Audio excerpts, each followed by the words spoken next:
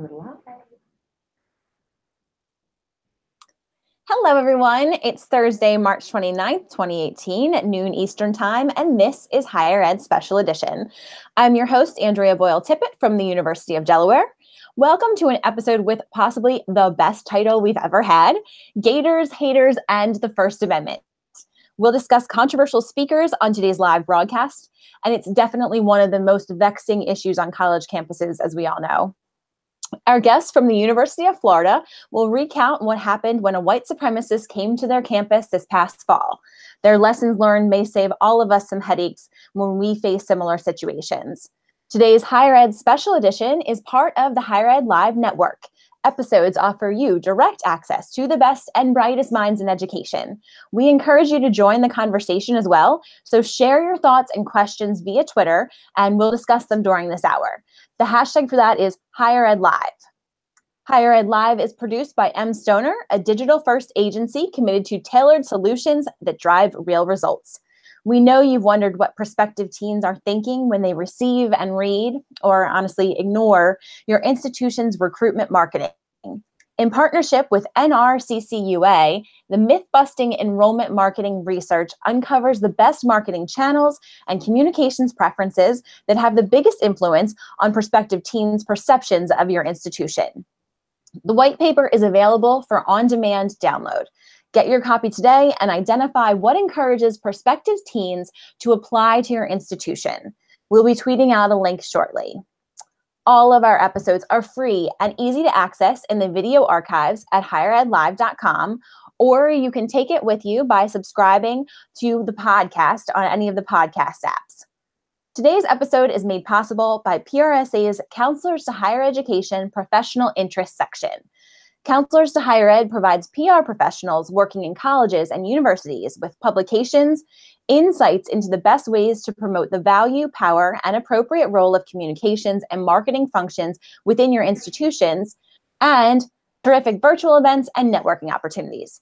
In just 2 weeks, we'll be in Nashville for the PRSA Counselors to Higher Ed Senior Summit Conference, and there's still time to sign up and join us for some really fascinating sessions on crisis communications, thought leadership, collaboration, and lots more. We'll tweet out a link for that as well. And now let's chat with today's guests, Nicole Yucht and Darren Baxley of the University of Florida. Nicole is Assistant Vice President of Communications, a position she's held since 2014. Together with her talented team, she oversees the institution's marketing and identity standards, media and public relations, social media, web, and campus outreach efforts. Every day, they have the opportunity to present UF to the world through inspired storytelling and illuminating visuals on unexpected channels. Deputy Police Chief Darren Baxley began his career at the University of Florida PD in 1992. During his tenure, he has commanded both the Patrol and Investigations divisions and served on the university's Behavioral Consultation Committee for Threat Assessment. He also has experience in background investigation, polygraph examinations, internal affairs, community service, and he has been in many of our audience's members' shoes as a public information officer. Darren has extensive experience planning and managing large-scale special events, including the one we will be discussing today. So welcome, Nicole and Darren. Thanks for joining us. Thank you for having us. Thank you very much. So we are going to actually toggle over to a presentation because we've got some slides that we think are probably a little bit more engaging than our faces. So if you'll hold on a minute. And we are hoping that this is a topic that no one will ever have to deal with. But if you do, we have some lessons learned and some ideas and takeaways for you. So for the next 45 minutes or so, we'll be talking about that. This is a timeline of the events. We knew that it was not going to be a typical fall semester when Cameron Paget from the National Policy Institute reached out to us in early August to bring Richard Spencer to our campus. I don't think we were terribly surprised that speakers like this were going to eventually come to UF. they were making the rounds at major public universities. We didn't really know that much about him, but we did start planning in early August, as we would any outside speaker. But then that weekend after he approached us, or NPI approached us, we watched in horror and disbelief as the events unfolded in Charlottesville. And then we knew that this was not just a controversial speaker, the stakes were suddenly exponentially higher.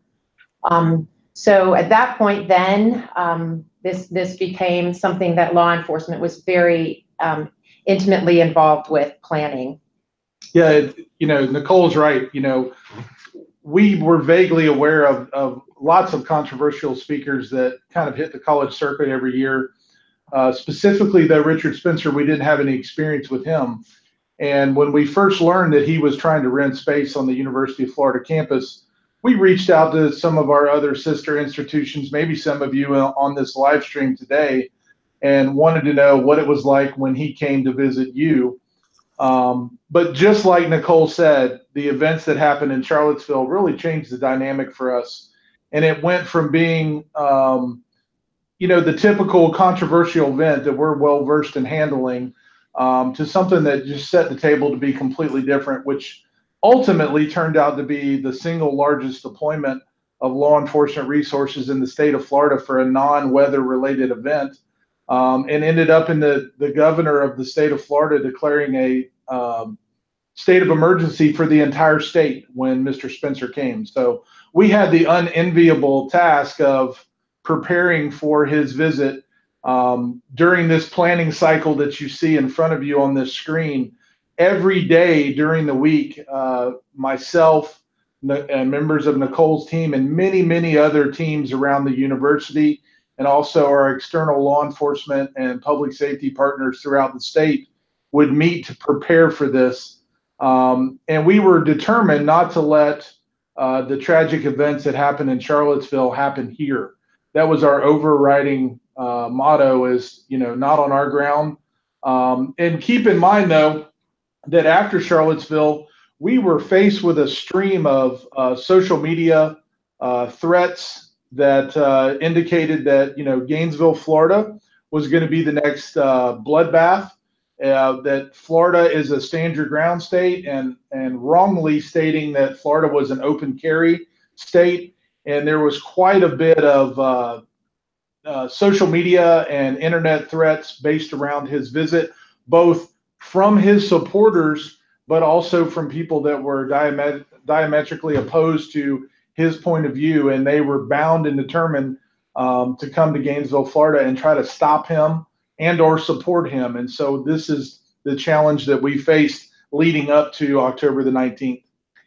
And in the middle of all that, we did have a major weather event. We did. So we kind of put pause, and then planned that and got through that. Ironically, his original date was the date that Hurricane Irma hit. So who knows what would have happened. So we committed at the very beginning that our communications approach was going to be timely and informative. And we also, though, knew that we were limited due to security concerns and also general counsel advisement. So early on, we decided what type of information we would and would not discuss. And most importantly, we were determined to have one unified voice about this situation. So we created a funnel, so to speak, of communications channels where we could receive and send information. We set up an information line and a mailbox for people to call or email with questions or voice their concerns or just sound off. And as Darren said, there was a lot of sounding off. We actually received too many calls for the system to handle on the hotline. So we ended up having to change that system to a TSS mailbox. And we assigned a person to check the inquiries real time and respond daily. Questions and concerns came up from many different places. And so we wanted to make sure that, that we had a response. And so we identified a single spokesperson to share that response on behalf of the institution. And she did a fantastic job there. Before the event, so we had identified over the course 3 different spokespeople. at different times. So before the event, the spokesperson and the communications lead was from our office. During the event, the spokesperson role was assigned to the UF Police Department PIO. And then we had decided that if there were a major incident, the spokespeople for on behalf of the incident would be our chief of police and our president. We made those decisions very early in the planning stages so that everyone knew their roles and responsibilities. And then this unified approach was really important so that everyone was hearing the same messages. Now they interpreted them differently often, but that we had that we were reaching our audiences. So this slide really shows the vast the number of people that we were thinking about, in addition to statewide. But then also we have a very large campus, many buildings here. So there was a lot of logistics to plan and think about. Nicole said, in this communications plan, it was very important for us to try to be as transparent as we possibly could be in our preparations leading up. Not only the previous slide that talked about all the students, faculty, staff, alumni, another important component for that, to me anyway, in law enforcement, was the parents of our current students. Most of them don't live here in the Gainesville, Florida area. They have a little bit of familiarity with campus, but when they would see media coverage of Mr. Spencer coming, of the police response that was preparing, a lot of them who lived very far away were very fearful for their student safety. And part of our main goal in our plan was to let those parents know that their student was going to be safe no matter what, that classes, even though that was controversial, would not be impacted by Mr. Spencer's visit, but that we were going to have a very robust law enforcement presence surrounding his visit, not only the day of, but as you'll see from some of the slides that we'll show you in a minute, even the week leading up to his visit, we significantly increased our presence. And this slide, the photo on the left, highlights one of our every morning planning sessions that we held, not only with our campus law enforcement, which is about 90 sworn, but our other community partners, both local, state, and federal, attended these to help us prepare for this event. Again, with the goal of not having a similar situation that happened in Charlottesville and then other places that have had breakdowns after controversial events. So this slide kind of shows you the area where the actual event took place. As you can see from the barricades and the roadblock, this is actually the day before. We began setting up in preparation for this, and we tried to create an area on campus as far away from the campus core as we could, but still on campus to abide by our legal obligations to allow him to rent space. We moved his original crest from the middle of campus, which was in our student union, which was particularly challenging and troublesome, not only from a security standpoint, but from a disruption to the students' lives.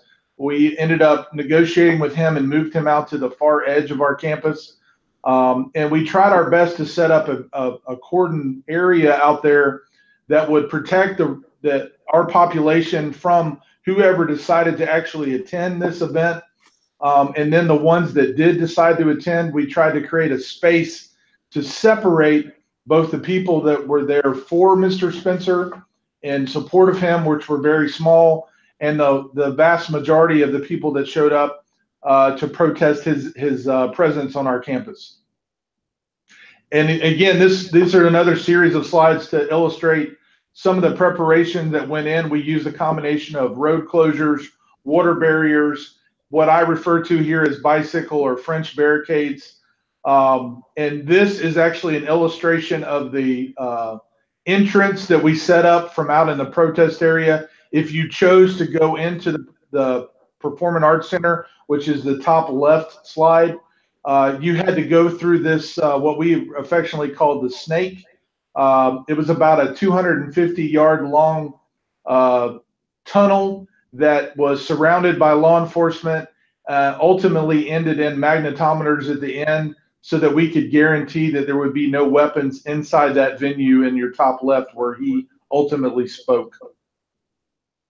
As I mentioned before, the week leading up to his visit, pretty much overwhelming police presence descended upon our area.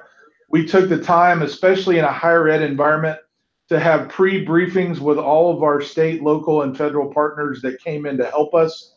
And we really, beyond the look, which is a little different from the University of Florida Police Department, we really wanted these partners to come in with a friendly, kind of outgoing atmosphere. It's very difficult for the state troopers that you see in this to kind of have that. They're usually more of an intimidating, like slow down kind of look. But we worked very hard. As you can see, there's one officer in the dark colored uniform. He's actually one of our officers that's kind of a guide that's with them. We did this for twofold reasons. One, to help them navigate around campus. As Nicole previously mentioned, we're a very large campus, almost 2,000 acres in size. And even though these gentlemen in this photo are really good at running up and down the expressway, we have several thousand buildings on our campus that they're not familiar with. And so we provided our officers to that group as pathfinders and also to help them kind of assimilate into the UF culture while they were here. And overwhelmingly, our student body appreciated that presence. And we got a lot of support from students. They felt safe by having that overwhelming presence there with them. And Darren, two things. One, can you click the bottom where it says Google Hangouts is sharing the screen? You just hit the word hide, yes, because it was covering a little bit of the bottom of your slides. But did you say how there was all these troopers on campus that day, and you said some of them visited before. Was there any kind of like walk around or things like that because of all these different buildings, or Absolutely. When the troopers that you see in this slide here, they actually showed up a week early, approximately 500 of them, and we began to give them tours of campus and some of our own in-service training. One of the unique things about this event is that because there were so many different agencies involved, we had combined briefings with a combined use of force agreement that was signed by all the chiefs, the sheriff, and the various leaders of all the organizations we brought in. So we all trained on that, so we'd be on the same page. And then again, as I pointed out, we split them up into small teams and gave them tours of campus so they would be familiar with our area. That's great. And I imagine that could reap rewards if, heaven forbid, any crisis struck, that so many of the outside police are also familiar with your campus. Exactly. I mean, God forbid we have an active shooter or something here. But, one of the benefits of this event that we had is now we have a much larger knowledge base of our campus community in the greater community and state law enforcement network. And so if we ever have an event like this again, or if we have an adverse incident like an active shooter, we've built in the familiarity of our campus to these other stakeholders. So along with the actual event day of, as you can imagine, and as you've seen around the country, the presence of Mr. Spencer, or just the belief that he was coming, also created quite a bit of civil unrest in our community, and it led to a lot of our students and community members protesting leading up to the event. And they did, in my opinion, they did a wonderful job of not only condemning Mr. Spencer's message, but unlike some areas of the country, our protesters that we had were very peaceful in nature. And I give them great respect and kudos for accomplishing their goal of trying to counter his speech, but doing it in a very peaceful way. Yeah, and I think part of that was because of our leadership, and our messaging strategy was really based on our values and our belief system. obviously this person does not represent anything that we stand for. So regarding messaging, we needed to provide very specific information about building closures and road closures and other things, but we also wanted to share what our values are. So some of the consistent messaging that we repeated often was, first of all, the NPI and the speaker were not affiliated with UF. We didn't want to have anything to do with them, really. They weren't invited by any UF students or any UF groups, but we also had to make sure people knew that as a public institution, we're required to provide access to our public space. Also, as higher ed, we wanted to make it very clear that we support free speech, and we believe that civil debate and expression without censorship is really the bedrock of our democratic society, but that UF is a place where everyone is welcome, and we don't condone hate. So we had several communications channels where we did get information out. We have a Gator Safe app, we have that all the time, where alerts are posted, and we had regular emails and a statements page on our website, and then obviously social media, which I'll talk more about in a bit. But our primary channel that we used to share information was through a website that we developed called it's freespeech.ufl.edu. And this site really served as the call to action for all of our communications efforts and to help quell the rumor mill, which was rampant, as you can imagine, too. We chose this route of having a separate website rather than posting information on our homepage because, well, first of all, the timing in the fall, we were expecting around 50,000 freshmen and transfer applications from students from all over the world, many of whom had no idea who Richard Spencer was, and much less that he was coming to our campus. So we didn't want them to be alienated or form a wrong impression about UF because this person chose Gainesville to spew his hate. So some of the information that we posted on this site included everything from who invited him, how do you get tickets, to classes being canceled, buildings closed, roads closed, employees were worried about coming to work. We also, this venue closed off a major parking facility, so those who were coming to work wanted to know where they could park. So there were a lot of things, and then there were lots of questions about the prohibited items list. And so anytime we posted any new information, we would note at the front that it was new information, and then we would keep that note on this site there for 24 hours. So anyone scrolling through quickly could check for the latest information, and they would be able to find it very easily. We also had under that tab UF First Amendment experts. We worked very closely with our faculty in the College of Journalism and Law, and we have experts there, and that's where we posted videos and other content to educate people, because there was a lot of confusion about what is hate speech and free speech and hate crimes. So we took this opportunity to try and educate people also. And then on the far right, you see we have a section for media, and so I'll talk about the credentialing process that we went through in a couple minutes also. But in the month of October, we got 120,000 page views on the site. The most viewed section was the Q&A, where the average time on that page was more than 6 minutes. So people were really using it as a resource. Now we've since modified some of the Q&A, and I can send you the link, but or the questions after this. But it is still up if you wanted to review.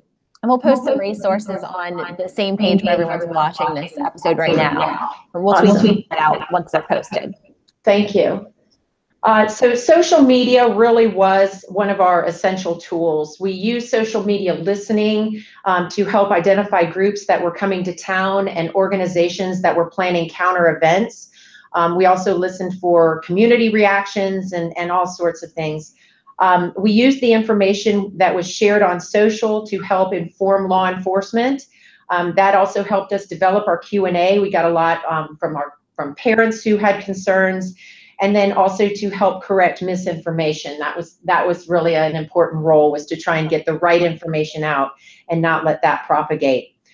And when you talk about listening, how did you do that functionally? I'm assuming you have some software that's helpful, but did your office do that, Nicole, or did Darren's force do that, or was there a combination? I'm assuming that was it was a mutual effort. There was a statewide fusion center that we use that supports law enforcement that was really more focused on any incoming threat messages.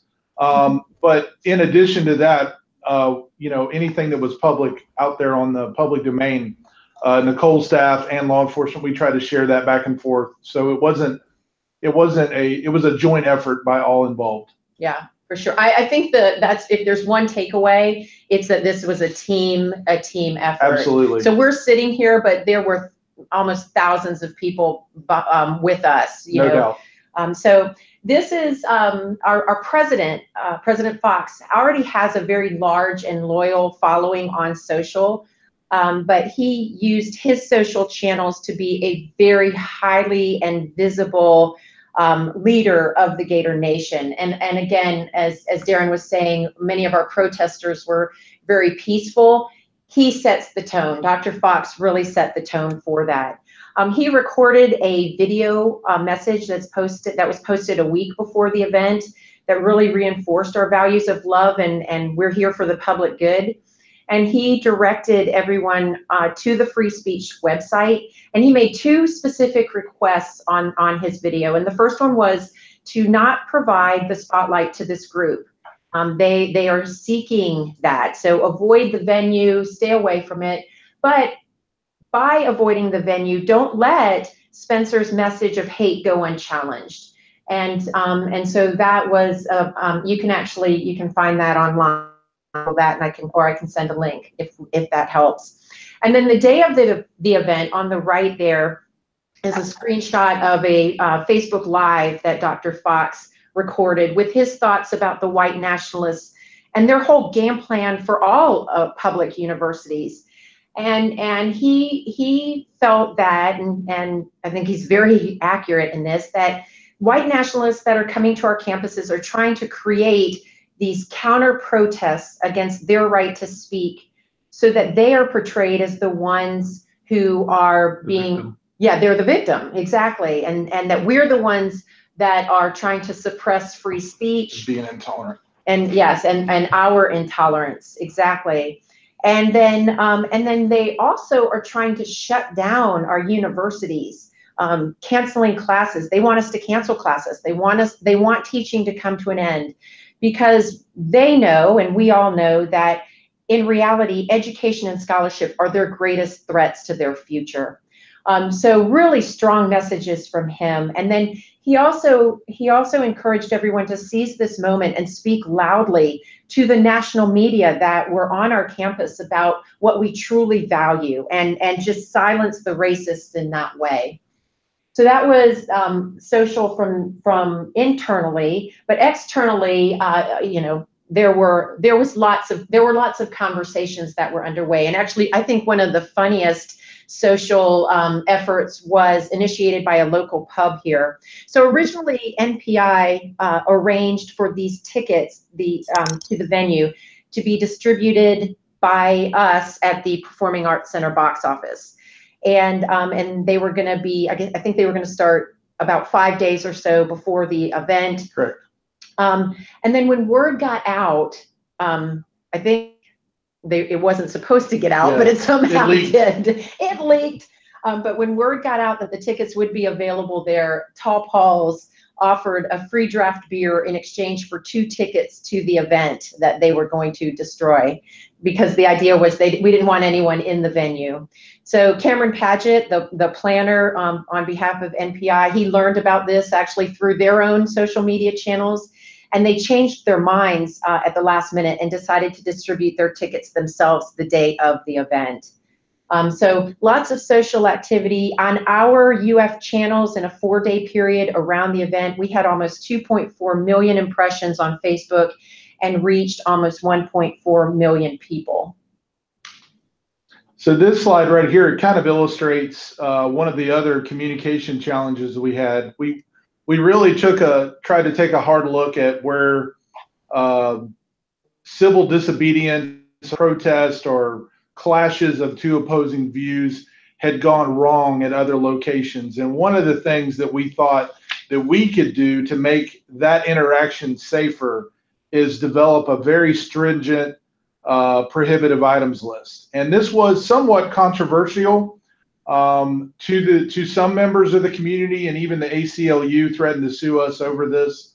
But it was our opinion in law enforcement and university administration that if we could disarm everyone of any potential weapon, and the only thing that you could bring to the event was your thoughts and words, then perhaps we could pull this off and have a safer type of event. And so one of our big communication challenges was getting this information out. And so on my level, we made an early decision to put banners and signage up well outside the event from where you would have to disembark from a vehicle and walk in. And then Nicole's team also did an excellent job of getting this out on social media and the website and other things, so that we could avoid people showing up with these prohibitive items. And then what do you do with it when you show up with it? And we didn't want that to happen either. So this was a big lift for us in the communications world to get that out. So as far as media goes, one of the important roles our office handled was media credentialing. As a public institution, any media outlet can come on campus and report whatever and whenever they want. But any journalists that wanted to go inside the Phillips Center had to be credentialed. Now, candidly, NPI is an amateur operation. And so we offer to facilitate the handling of media credentials on their behalf. And this allowed us to track the requests. Now, we didn't determine who was credentialed. NPI did that, but we did know who was coming.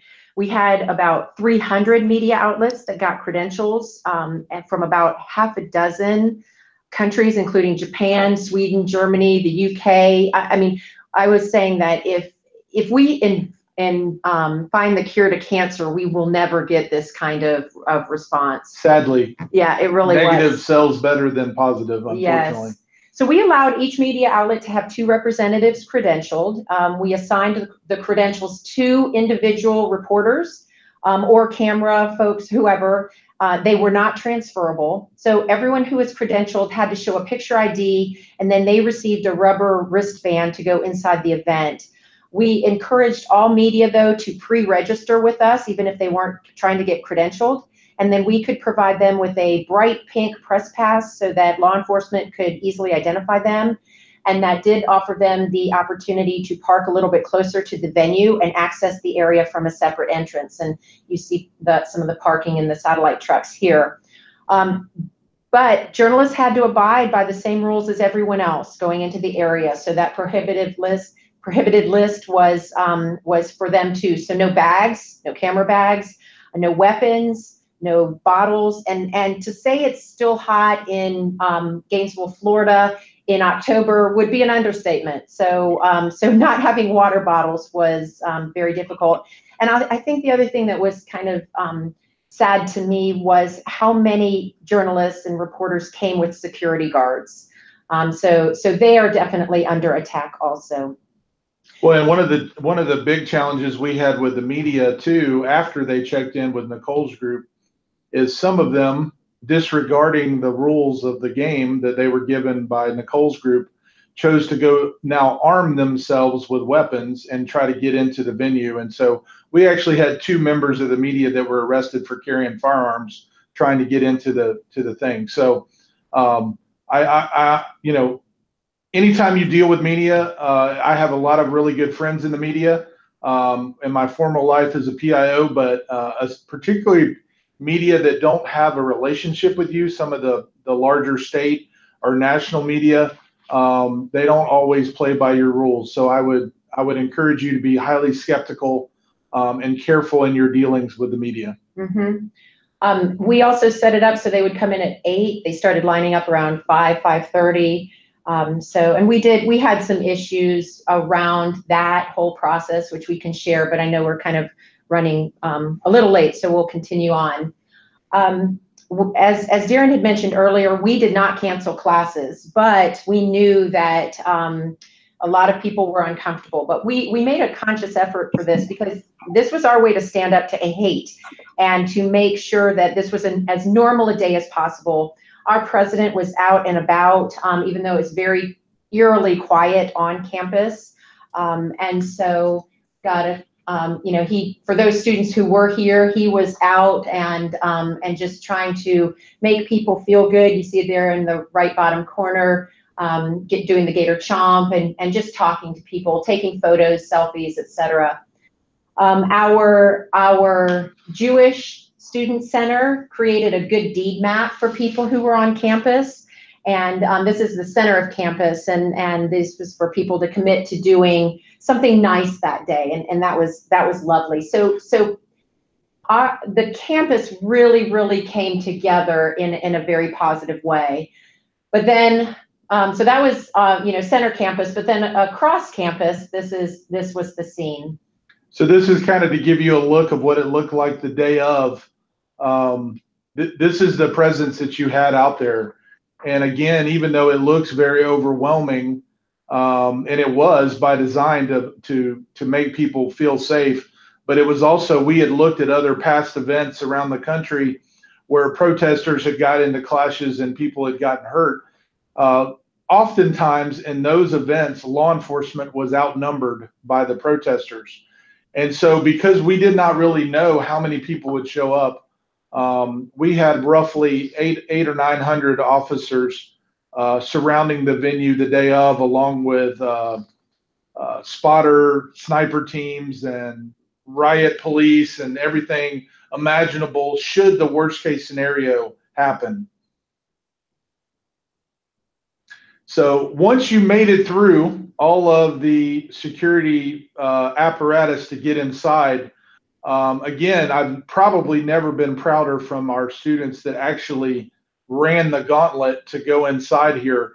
The vast majority of people that got tickets to this event walked to the front door, threw the ticket on the ground, or symbolically discarded it, and basically chose not to participate. But the ones that did make it inside overwhelmingly treated them or carried out themselves in my opinion, in a very good way. They were very respectful of any rules or orders from law enforcement about how to behave. But whenever Mr. Spencer or anyone from his team tried to say pretty much anything, they would begin chanting, love, not hate, and other positive messages in an attempt, and I think they exceeded overwhelmingly, to shout out his message.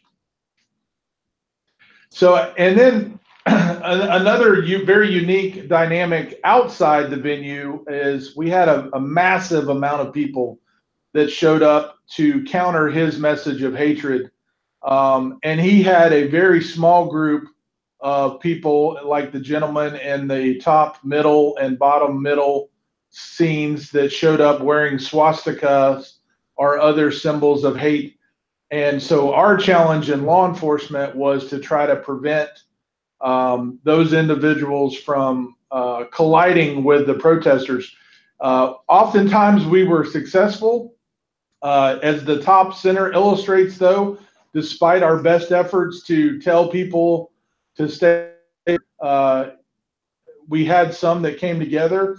And as you can see from this very well-timed camera shot, there was some violence, but it was very minor as compared to other outbreaks across the country that we've seen. And we were quickly able to step in and separate and remove the people that were the most aggressive into this event.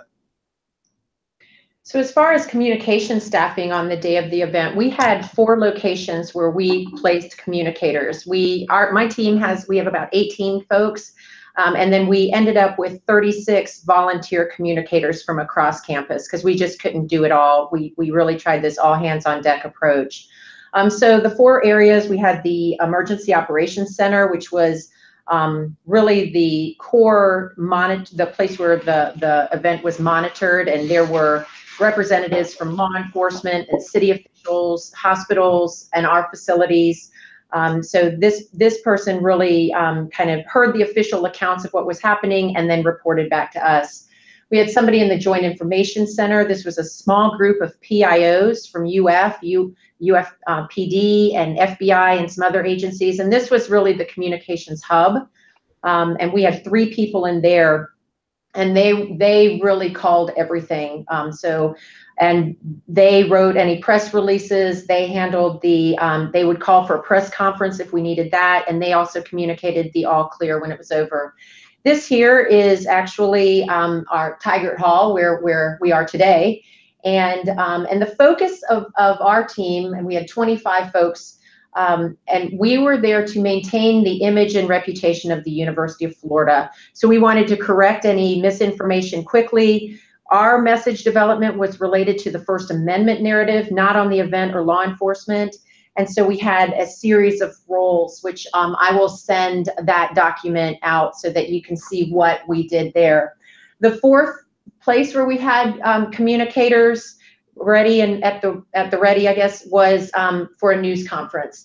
So we had prearranged all the logistics for a news conference in a location away from the Spencer event in case we had a major incident. We set that up 2 days before the event, thinking that they may come and protest, or who knows what they were planning to do. And we kept it at the ready until the noon the day after the event. But we were set up with everything from the check-in desk, our step and repeat, as you can see there, the mic, the stage. We had reserved media parking all set up. We also tested all the satellite links, the Wi-Fi, and any other IT logistics, knowing that there would be a very heavy IT load. And then we also had set it up where law enforcement would get the president wherever he was and bring him here. So this was staffed by 6 communicators the day of the event.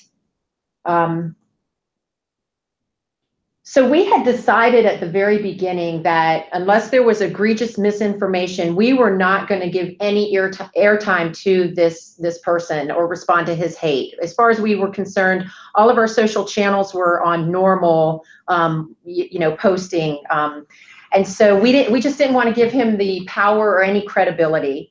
But at one point in his speech, Spencer gave a shout out to our president, saying that Dr. Fox stood with him. And that's the only thing that Dr. Fox even acknowledged in order to disavow it. And that we were able to handle real time via social. And that's actually, this is the most retweets he's ever gotten. We also talked about a virtual tour and or a virtual assembly. And this is Student Affairs had planned this. So this was an option for people who did not go to the event. And then, we were really just fortunate that the day passed without incident. And so, so we wanted to make sure that we could share our own narrative about the event and take back our campus. And so one of the beautiful moments after the event was over was our Carillon played Lift Every Voice, which is the Black American national anthem, to convey a message of unity. So between the months of August and December, we got 80,000 media mentions. And and it's still going. I mean, as of yesterday, it was still reported. So key takeaways, I think the key is preparation and working together. But it use as much time as you have, and then it's not over when it's over. Write your own history about it. And then here are just some thoughts and ideas for you right now, if this happens, or in order for you to prepare when it's not a crisis. But just know what your policies are, your communications plan, and be prepared in that way. Great. Well, so I'm going to ask you full screen to come back on screen, and then encourage everyone listening to tweet if they have any questions with the hashtag #HigherEdLive. I have a few questions, but I'm seeing myself twice on the. Yeah, now I'm trying to. Where do I? So, over to London. Okay, there we go. There's you. Hey, hello. So, you really both spoke really well about your coordination with others who are not on your campus. And I'm thinking that a lot of the people watching and listening, we know the players on our campus, but we might not necessarily know who to speak to outside. Who would you say are, no matter the scale of something like this, the most important outside entities to be in contact with when a controversial speaker is coming? My gosh, there are many. Well, yeah, it depends from the law enforcement perspective. I believe that you've got to be partners with your local sister agencies, either be your city police, your sheriff's department in your area. And then in addition to that, don't wait for a crisis to also know who to call at the state and federal level. Luckily we work on a lot of task force here at the University of Florida with these other partners. And we have pre-established relationships with them. They were tested massively for this event, but luckily the vast majority of those people that I worked with, I already knew from other very smaller events or other things, had assisted them in the past. So I didn't have to reinvent that network for this. And so if you're new in your position, wherever you are today watching us, I would encourage you now, before this, storm of crisis hits your campus one day, and it will, to go ahead and make those connections. Call those people up, offer to take them to lunch, network, attend, code trainings with them. And then also, to me, my experience as a former PIO, I think it's also important for us in law enforcement to have good working relationships, both internally with our communicators at the University of Florida, but also externally in the local media market here, and try to build and maintain those relationships. We're a college town, and so they do turn over quite a bit because we have a school of journalism, and so there's new reporters coming on all the time. And I constantly tell my folks, don't ignore those people. That could be Andrea one day, that's very famous and now going on and doing something really big and cool. Just because they're a student reporter, don't ignore them. And so you've got to build those relationships. And I was one of those student reporters, and I said and asked woefully embarrassing questions. Absolutely. When I look back on it. I try to embrace that because, part of, the educational function for us in higher ed law enforcement is when you get that naive student reporter come in and ask the question that's like, really, if you can either answer that way or you can take the time to educate them up on the issue, and then lo and behold, you oftentimes get a really good positive story out of it. So I've always tried to take that approach with that issue. I think additionally, you need to make sure that you've got your community relations folks on hand so that they can talk to businesses around the campus. We made sure to do that and keep them updated. Your government relations, our governor wanted to know frequently and every often, day. yes, what was going on, how we were planning, what we were doing, and he was very supportive. So those people are very important. Like you mentioned, the media, your communicators on campus, your parents, admissions, your dean of students, your student affairs. It's truly a mass effort. And I know a lot of people watching might not be at an institution your size. I mean, there's not that many institutions your size. My university is a flagship, and we're half your size. And so there's institutions where people have 1, 2-person, 3-person teams. But I liked the mention of the volunteers from across campus. I mean, I assume that's something you'd recommend to anyone, even if people aren't communicators by definition, they may be administrative assistants, they may be in a different role, that you can tap people to try and add to the effort. Absolutely. And the other thing that you can do in your planning for this is also do some either tabletop or, full-scale exercise. And those volunteers, you can cross-train them in some of these very key areas that you're concerned about along the way in those either tabletops or full-scale exercises. All you have to do is pick up any source of media nowadays. There's always something going on in a higher ed environment every day, oftentimes, unfortunately, negative. as Nicole said, I think we could cure cancer tomorrow and not have this much attention. So take that opportunity, use that as a tool to build your team. And, it might be that their day job is something totally different than whatever it is that they may have a passion for or skill set for, but use it to your advantage whenever you can. It'll build your team. Mm-hmm. Great. We have a UF communicators network here that we communicate with regularly anyway. Because communications here on our campus is decentralized. And so we want to make sure that they know what the strategic priorities are. So that definitely helped us in this situation because we already had the names and the email addresses and contact information to kind of share and disseminate that information. What we found was oftentimes because of this two-way communication with the communicators, our communicators were actually more informed than their deans were, and they were sharing information with their deans. What about consulting the legalities? You said you worked with your general counsel's office. Because some schools are public like yours and some are private, and even the public schools have different levels of requirements for free speech on campus and who you have to invite and or allow in. I mean, is the best suggestion there that communicators should talk to their general counsel, and if they don't have a general counsel, they should also potentially reach out to like their state attorney general's office to know what their responsibilities are so that they're not criticized for doing the wrong thing with speakers? I mean, I would completely agree with you, Andrea, that, it's all local. So wherever you're at today listening to this presentation, we can give you what we used as best practices, but we were lockstep with our general counsel, our state attorney general's office, even with our prohibitive items list that we featured in this presentation. We got with our local state prosecutor's office to make sure that if we did this, that if we had to take police action against someone with one of those prohibitive items, that we could actually legally enforce that. And I know in some communities you may not have that support, and so you may have to employ a different tactic. So I do think it's really important to be lockstep in with your whatever it is that's available to you, your legal advice. And even something like we live in a very liberal sunshine state as far as public records access.